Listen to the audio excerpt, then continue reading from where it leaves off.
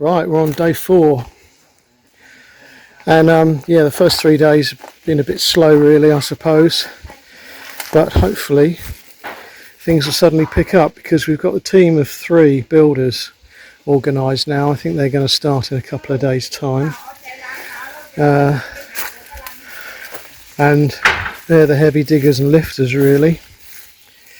Whilst they're doing their bits, and Teray and I and maybe somebody else can do the minor stuff.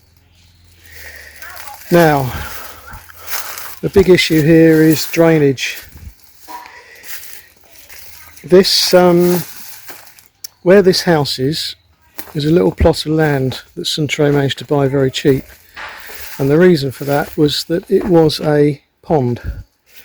So that speaks for itself, doesn't it, really? And for whatever reason, although she filled the pond in, she didn't go any higher than the surrounding land. In fact, I would say it's slightly lower than the surrounding land. So of course she's created herself an immediate problem by not considering the drainage on the site. But there you go, that's how it is. We've got to deal with what we've got. So we sort of had a choice really.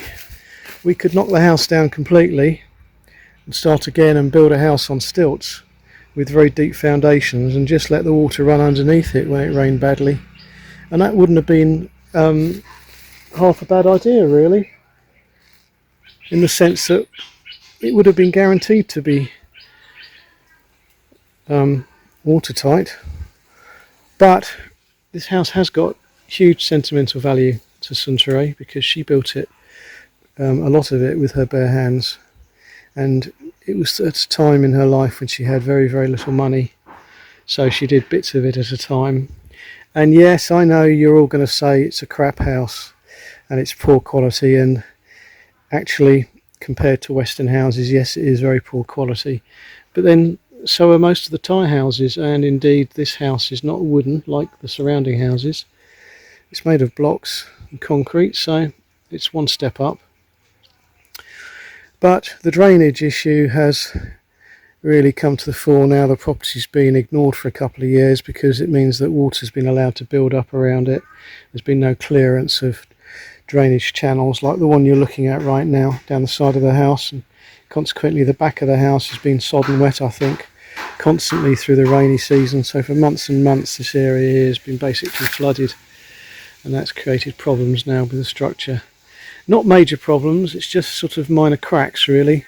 They're repairable, and once we get this dry and get it protected, I think it will last a good deal of time. Now, my initial plan, well, not the initial plan, the plan is to build a retaining wall along here and have it curve round to this corner here, or maybe not a beautiful curve, but certainly it will be allowing the water to come down this channel. Right, where was I? Got interrupted. Teray cut her finger, so I had to go and get that bandaged up. Yes, we want a strong, thick, 30 centimetres thick retaining wall along here, which is going to hold the water back, and then it will stop somewhere like about that post there, and then just go straight across to the corner of the house and be overlapping slightly so that the water goes past the corner of the house by its own speed. And my other plan is to put damp-proof membrane up the side of the walls all along the house here and down the side. So at the moment I'm just digging down to find out where the footings are, and basically they're right there. And this is the problem, because you can see that this appears to be the bit of concrete on which the walls were built. So there's no depth to that at all. So I mean, it's not underground, that's what I mean. So I've got to dig that out a little bit along here, just explore downwards to see how thick that concrete is. And then what I'll probably do is buy some plastic sheeting. You can't get damp proof membrane here, but I'll buy the thick plastic sheeting that we used on the house and double that over, and then I'll put it into a trench and bring it up if necessary, over, then across, and then up the wall slightly, just to stop water from touching the outside wall really directly. And then the plan is that when the retention wall is built along there, is that we will have all this concreted, and basically we'll start the concrete off at the house and slope it down slightly so that anything that drains onto the concrete is kept away from the house anyway. And the theory is that we'll be able to get the drainage to go down that way and round the corner, although the land doesn't really fall that way. The way we're looking now is actually uphill, but it's all relative, isn't it? If we start off at a high enough point here, then we'll get it to flow down that way. Obviously I don't want it going that way because there'll be a thick retention wall there, and I don't want to have that open at all, even with a pipe sticking out of it really, if I can avoid it, just because water will be able to get inside.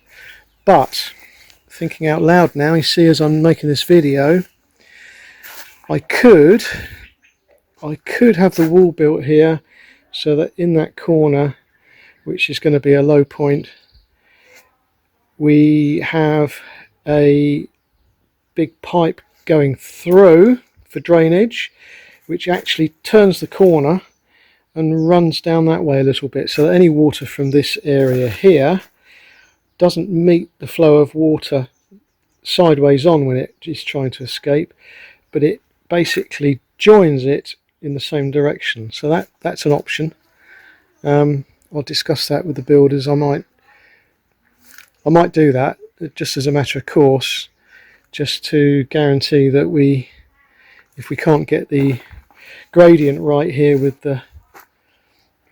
the new concrete base pathway, as it were, there is some way for water to escape. Yeah. Okay, so I'm going to carry on here exploring this this edge of the house.